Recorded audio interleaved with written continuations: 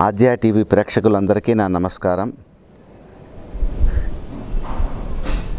మొన్న తపస్సు ఎలా చేయాలి అన్న విషయం, ఎన్ని మెట్లు దానిలో ఉన్నాయి, ఎన్ని స్టెప్స్ ఉన్నాయో అవన్నీ మనం నేర్చుకున్నాం. ఎలా నిత్య జీవితంలో దాన్ని అలవాటు చేసుకోవాలన్న విషయం గురించి కూడా మాట్లాడుకున్నాం. ఈరోజు అలా మనం మెడిటేషన్ చేయటం వల్ల దానివల్ల కలిగేటటువంటి లాభాలు ఏమిటో ఆ లాభాల విషయం మనం తెలుసుకుందాం.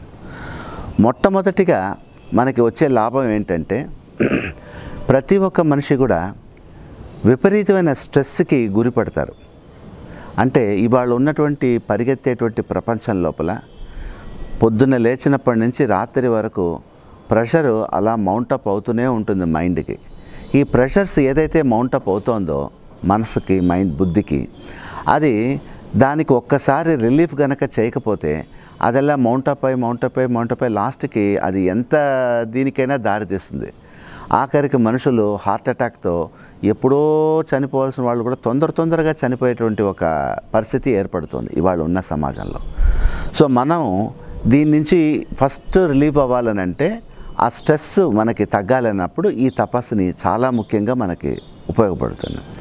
సో ఎప్పుడు మీకు స్ట్రెస్ వచ్చినా సరే, మీరు పొద్దున్న నుంచి సాయంకాలం వరకు ఆఫీసులలో కూర్చుని మీ ప్రెషర్స్ అన్నీ మీ మైండ్కి ఎక్కించుకుని, తర్వాత వచ్చి సాయంకాలం ఇంటికి వచ్చిన తర్వాత కాళ్ళు చేతులు శుభ్రంగా కడుక్కుని టవల్తో తుడుచుకుని చక్కగా సిద్ధాసనంలో నేను చెప్పినటువంటి 5 స్టెప్స్, సిద్ధాసనం ఫస్ట్ స్టెప్, తర్వాత స్పైనల్ కార్డ్ని స్ట్రైట్గా పెట్టుకోవడం, చిన్ముద్ర సెకండ్ వేరియేషన్ వేసుకోవడం, మీ ఇష్టమైన దైవాన్ని లేకపోతే మీ తల్లిని తీసుకొచ్చి ఆగ్నేయ చక్రంలో కానీ బ్రోర్ మధ్యస్థానంలో కానీ పెట్టడం.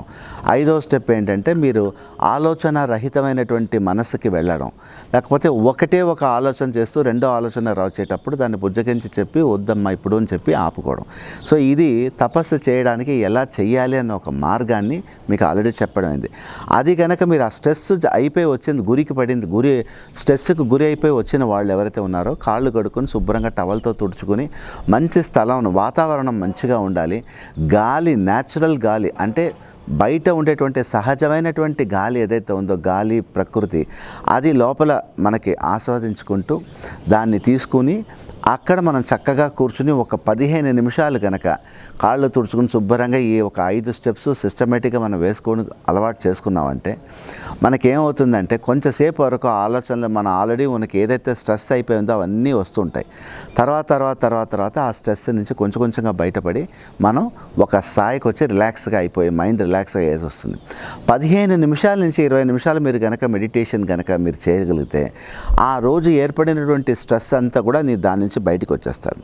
ఇది physical stress plus mental stress, 2 స్ట్రెస్ని కూడా ఇది రిలీవ్ చేస్తుంది ఈ ఒక మెడిటేషన్లో కూర్చోవడం. ఎందుకంటే దీనిలో ఆసనము ఉంది, మనసు బుద్ధిను ఉంది, 2 కలిపి చేస్తున్నాం. ఆసనం ఉంది, ముద్ర ఉంది, మనసు బుద్ధి ఉంది, దీంతో చేస్తున్నాం. సో ఫిజికల్గా, మెంటల్గా 2 రకాలుగాను మనం రిలాక్సేషన్ టెక్నిక్ వాడి 2 రకాలుగాను మనం చేస్తున్నాం. తర్వాత ఏ ఒక్క ప్రాబ్లంతో బాధపడుతున్న వాళ్ళైనా సరే, ఏదైనా డిసీజెస్తో బాధపడుతున్న వాళ్ళైనా సరే, వాళ్ళు ఒక రోజుకి ఆ ఒక్క నాకు ఇలా వచ్చేసిందే అని చెప్పి బాధపడకూడదు. వాళ్ళు ఏం చేయాలంటే, అన్నిటిని భగవంతుడి దగ్గర తీసుకెళ్ళి ఆయన పాదాల దగ్గర సరెండర్ చేసేసి కొంచెంసేపు కూర్చుని చేయగలిగిన వాళ్ళు కూర్చుని చేస్తే మంచిది. అది కూడా సిద్ధాసనంలో కూర్చుని చేయడం కానీ, లేకపోతే వజ్రాసనంలో చేయడం కానీ, లేకపోతే పద్మాసనంలో కూర్చుని చేయడం కానీ, ఇవన్నీ దీంట్లోపల ఆసనాలు వేసుకుని మనం చెయ్యొచ్చు. కాకపోతే సిద్ధాసనం ప్రిఫర్ చేసుకుంటే కంఫర్టబుల్గా ఎంతసేపు అయినా కూర్చునే అలవాటు వాళ్ళకి తొందరగా వస్తుంది.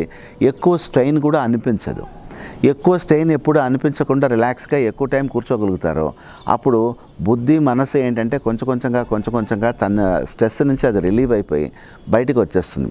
స్ట్రెస్ నుంచి ఎప్పుడైతే రిలీవ్ అవుతుందో మనస్సు, అప్పుడు శారీరకంగా బాడీ లోపల ఎక్కడెక్కడంతా మనకి సమస్యలు ఉన్నాయో ఆ సమస్యలు, ప్రెషర్ ఎక్కువ ఉండదు కదా, బ్లడ్ ప్రెషర్ పెరగదు, షూటప్ అవ్వదు. ఆ బ్లడ్ ప్రెషర్ ఎప్పుడైతే షూటప్ అవ్వకుండా నార్మల్ పరిస్థితిలో ఉండడం అలవాటు అవుతుందో, మనం కూర్చున్నప్పుడు జరుగుతుందో, ఆ జరిగేటప్పుడు అప్పుడు అన్నీ ఒకటి వెనకాల ఒకటి మనకి సమస్యలు కూడా మెల్లమెల్లగా తగ్గుతూ వస్తాయి. కానీ మనకు అది తెలియదు, కనపడదు ఇమీడియట్గా. కొంత రోజులు మన అలవాటు చేయగా మనకి తెలుస్తుంది. మనకి ఇది మాత్రమే కాకుండా ఇంకా కొన్ని బెనిఫిట్స్ మనకు ఉన్నాయి. ఏంటంటే మనసుకి ఒక క్లారిటీ ఆఫ్ థాట్ అంటారు. అంటే చక్కగా మనం ఏమి చేయాలి అని అనుకుంటున్నామో, ఒక ఇది చేద్దామా, అది చేద్దామా, ఇంకోటి చేద్దామా అని మనసు కొట్టుమిట్లాడుతూ ఉంటుంది. దీనికి దానికి ఏది చేసుకుందాం అనేది మనకి తెలియదు, ఏది చెయ్యాలి అన్న ఒక డైరెక్షన్ మనకు దొరకదు. అప్పుడు ఈ క్లారిటీ ఆఫ్ థాట్ అన్నది మనకి ఎంత బాగా ఉపయోగపడుతుందంటే, ఈ తపస్సు ఎంత బాగా ఉపయోగపడుతుంటే దానికి మీరు ఏం చెయ్యాలో నిశ్చితమైనటువంటి మనస్సుతో మీరు ఆలోచన చేసేటువంటి ఒక పరిస్థితిని కల్పిస్తుంది.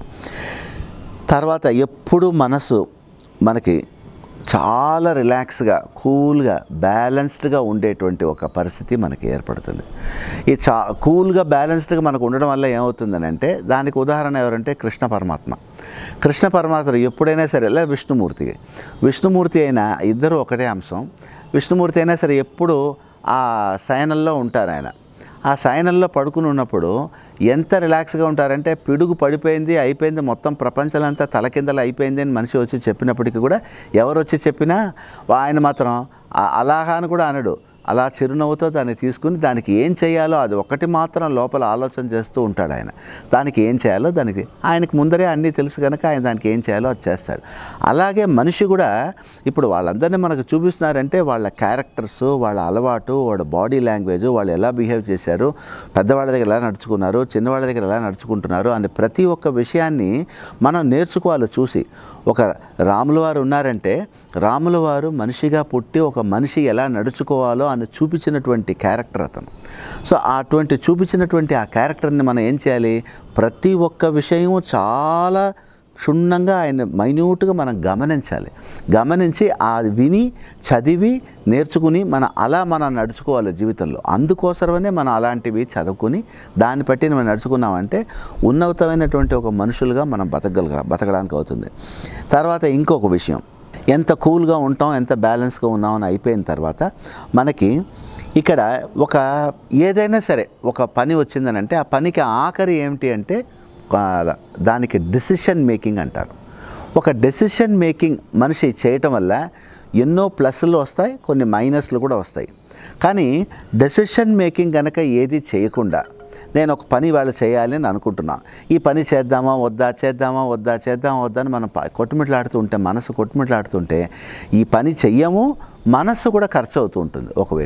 ఒకవైపు పని చెయ్యము, ఇంకొక వైపు మనసు ఖర్చు అవుతూ ఉంటుంది. ఇదేంటి, ఇది ఇట్లా ఆలోచన తప్పో రైటో రాంగో కొంతవరకు ఆలోచన చేయాలి. ఏదైనా సరే 10 సార్లు ముందర ఆలోచన చేసుకోవాలి. ఒక్కసారి ఒక ఆలోచన మన నిర్ణయం తీసుకున్న తర్వాత ఏదైనా రానివ్వండి, మన దానికి రెడీ అయిపోయి మనసుని మనం దానికి ఎక్విప్ చేసుకుని కరెక్ట్గా దాన్ని పెట్టుకుని మనం దాన్ని నడుచుకుంటూ వెళ్ళిపోయామంటే జీవితాంతకాలం మన డెసిషన్ మేకింగ్ ఒకవేళ తప్పున్నా తర్వాత ఏం చేయాలో నెక్స్ట్ దాని మీద మనం వెళ్తున్నప్పుడు జరిగేటువంటి దీన్ని బట్టి పరిస్థితిని బట్టి మనం మారుతూ మళ్ళీ నెక్స్ట్ ఏం చేయాలో, నెక్స్ట్ నిర్ణయం ఏం చేసుకోవాలో ఆ నిర్ణయాన్ని సరిదిద్దుకుని ముందు వెళ్ళిపోవచ్చు. అసలు డెసిషన్ మేకింగ్ అనేది చాలా పెద్ద విషయం అండి. మీరు ఎంబీఏలో దానిలో అన్నిట్లో చదివే దానిలో ఒక ముఖ్యమైనటువంటి కీలకమైన పాయింట్ ఏంటంటే ఈ డెసిషన్ మేకింగ్ కనుక ఒక మనిషి కరెక్ట్గా చేసుకుంటూ వెళుతున్న కొద్దీ చేయగా పర్ఫెక్షన్కి వెళ్తారు. ముందర మొదలు పెట్టాలి.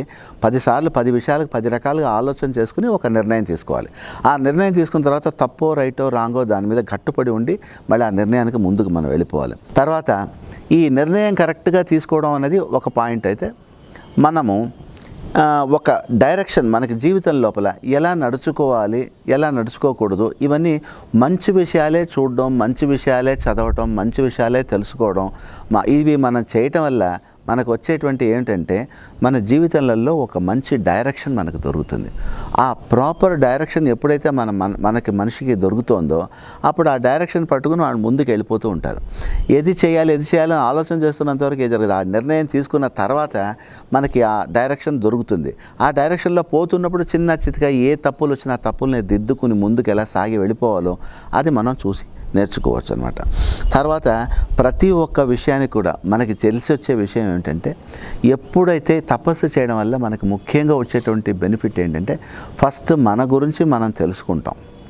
మన గురించి మనం తెలుసుకోవడం అంటే ఈ జన్మలో ఈ విషయం దీని లోపల మనకి తల్లి తండ్రి అన్న తమ్ముడు ఫ్రెండ్స్ వాళ్ళు వీళ్ళు అందరూ మనకు ఉంటారు.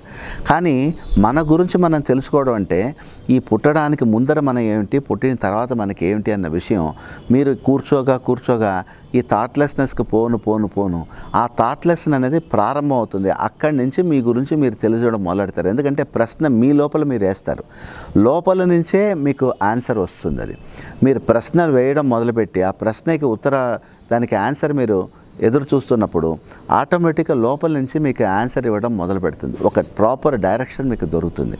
సో ఆ ప్రాపర్ డైరెక్షన్ నుంచి మీకు ఆఖరికి ఏం జరుగుతుందంటే ఒక వాల్యూ వస్తుంది.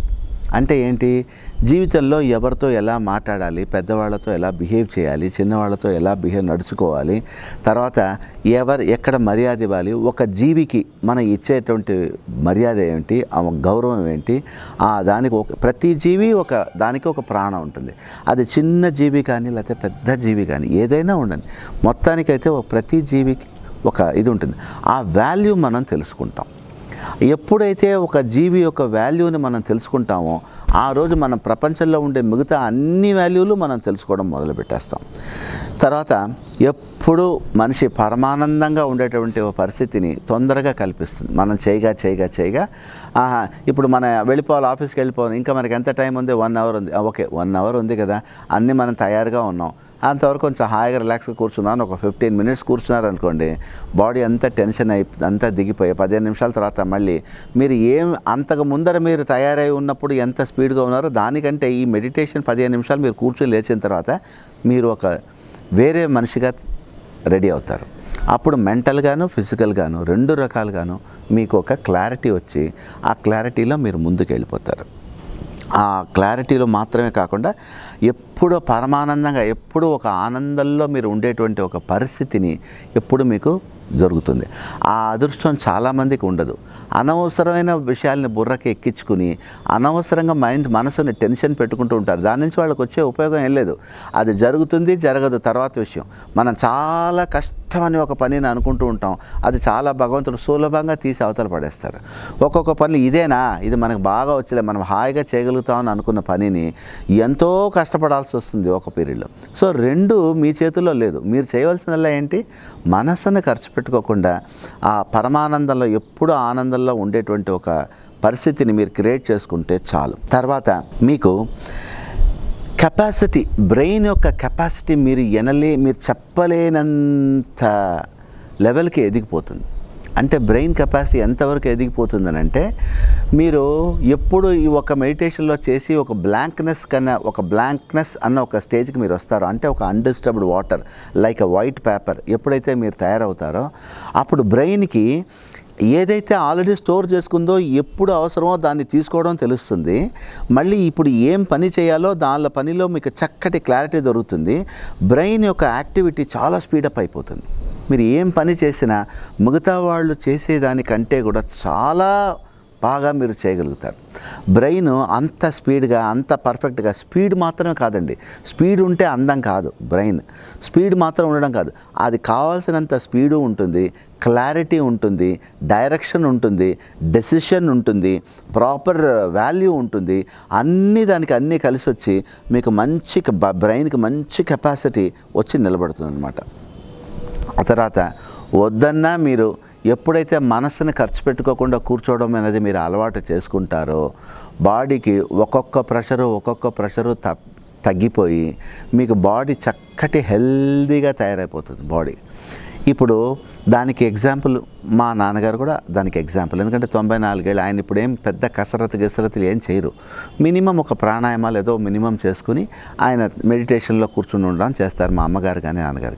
వాళ్ళకి ఇవాళ ఆయన 94, ఈవిడ 88. ఇప్పటికి కూడా వాళ్ళు హెల్తీగా ఉండగలుగుతున్నారు, మందులేం వాడకుండా మ్యాక్సిమం ఉండగలుగుతున్నారంటే ఒకటే మార్గం ఏంటంటే మనసును ఖర్చు పెట్టుకోకుండా ఉంటారు.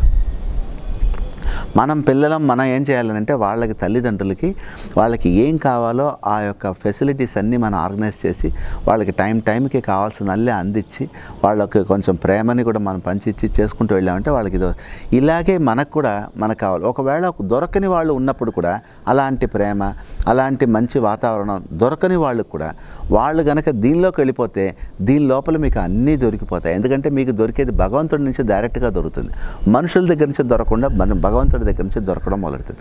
భగవంతుడి దగ్గర నుంచి మీకు దొరికినప్పుడు ప్రతి జీవిలోనూ మీరు ఆనందం చూస్తారు.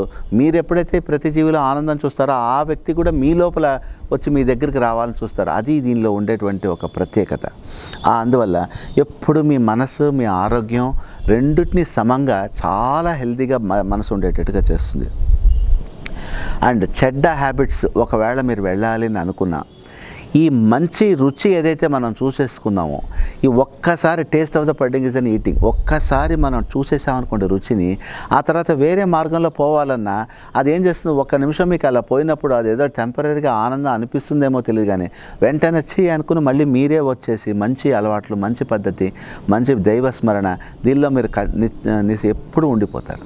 సో ఇది ఎప్పుడు మిమ్మల్ని బ్యాడ్ హ్యాబిట్స్ నుంచి కూడా చాలా వరకు వెళ్లకుండా మిమ్మల్ని ప్రొటెక్ట్ చేసేటువంటి ఒక పెద్ద ఆయుధంలాగా ఈ మెడిటేషన్ ఉంటుంది. లాస్ట్కి ఇది ఫస్ట్ యాక్చువల్గా లాస్ట్గా చెప్తున్నా, ఇది ఏంటంటే మీ గురించి మీ రియలైజేషన్ మీకు తెలుస్తుంది. అంటే మీరు ఎవరు, ఎక్కడి నుంచి వచ్చారు అని డిక్షనరీలో మీరు చూసుకున్నట్టుగా, మీరు రెఫర్ చేసుకునేటట్టుగా మీకు ఒకటి వెనకాల ఒకటి ఒక పర్టికులర్ స్టేజ్లో మీకు దొరికిపోతుంది. సో మీరు మీ గురించి తెలుసుకున్నారు. నేను ఖచ్చితంగా ఈ జన్మలో నా తల్లిదండ్రులు, నా అన్న తమ్ముళ్ళు అందరు వీళ్ళు అని చెప్పి మీరు అనుకోవచ్చు. కానీ మీరు కూర్చొని తపస్సు చేయడం మొదలుపెట్టిన తర్వాత మీకేమనిపిస్తుంది అంటే దాని వెనకాల కూడా నాది ఏంటి జీవితం, ఈ తర్వాత కూడా నా ఏం జీవితం అన్న ప్రశ్న మీరు వేసిపెట్టి ఉంటారు కనుక ఆ ప్రశ్నకి మీకు ఆన్సర్ దొరుకుతుందో లేదో మాత్రం మనస్సు మాత్రం ఎప్పుడు దాని వెనకాల వెళ్ళిపోయి మనం ఉండేటువంటి దీనిలో వెళ్ళిపోతుంది, మంచి ఆలోచనలో ఉంటూ ఉంటుంది.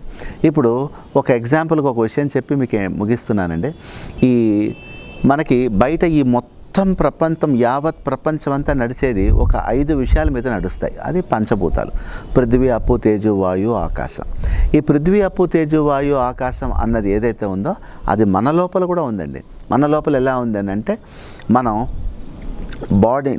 బాడీ లోపల వాటర్ ఉంది, నీరు 70% పైన మనకు వాటరే. తర్వాత గాలి కూడా మన బాడీ లోపల ఉంది. గాలి కనుక బ్రీతింగ్ లేకపోతే ఎప్పుడు ఆగిపోతుంది, అప్పుడు మన ప్రాణం పోతుంది. సో ప్రాణమే మనకు గాలిగా ఆడుతూ ఉంటుంది. నెక్స్ట్ మనకు ఉండేది ఫైర్ ఏంటంటే తేజస్సు. ఇది విపరీతమైనటువంటి మన బాడీ లోపల 98.4 డిగ్రీ ఫారెన్హీట్ కాన్స్టెంట్గా ఉంటుంది. ఎక్కువైతే ఫీవర్ అవుతుంది, తక్కువైతే మీకు వేరే ప్రాబ్లమ్స్ వస్తాయి. అలా తర్వాత 5th పాయింట్ ఏంటంటే మన శరీరం లోపల ఏ పార్ట్ మనకి మట్టితో మనం పోల్చుకోగలుగుతాం అంటే మొత్తం బాడీ మొత్తం కూడా మనం మట్టితో మనం పోల్చుకోవచ్చు. ఎందుకంటే చనిపోయిన తర్వాత మీరు కాల్చబడినా లేకపోతే మీరు మామూలుగా పూడ్చిపెట్టిన మట్టితోనే మనం ఐడెంటిఫై చేసుకోగలుగుతాం మనల్ని. సో అందువల్ల మన బాడీనే, మన శరీరమే మట్టి. తర్వాత 5వ పాయింట్, ఏ పార్ట్ మన బాడీ లోపల స్కై పోర్షన్ అంటే ఇక్కడి నుంచి ఈ పైన ఉండేటువంటి మొత్తం తల, హెడ్ ప్రాంతం అంతా కూడా స్కై. సో మన యావత్ ప్రపంచాన్ని నడిపించేది ఈ పంచభూతాలు: పృథ్వీ, అప్పు, తేజు, వాయు, ఆకాశ. అలాగే మనల్ని నడిపించేది కూడా ఈ పంచభూతాలు. సో ఆ పెద్ద పంచభూతం లోపల మీరు మీ పంచభూతాలను అన్నీ తెలుసుకుని మీరు బతికినంత కాలం బతికి తర్వాత మీరు వెళ్ళి ఎక్కడ చేరుతారంటే, మళ్ళీ దానికి ఎలా చెప్పాలంటే పెద్ద పంచభూతాల నుంచి ఒక చిన్న పార్టికల్ వచ్చి 100 ఏళ్ల జీవితం గడిపి మళ్ళీ వెళ్ళి ఆ పంచభూతాలతో కలిసిపోతుంది. అది మీది విషయం అండి. సో ఈ రోజు ఇక్కడతో మనం ఇది ముగిస్తున్నాం. నమస్కారం.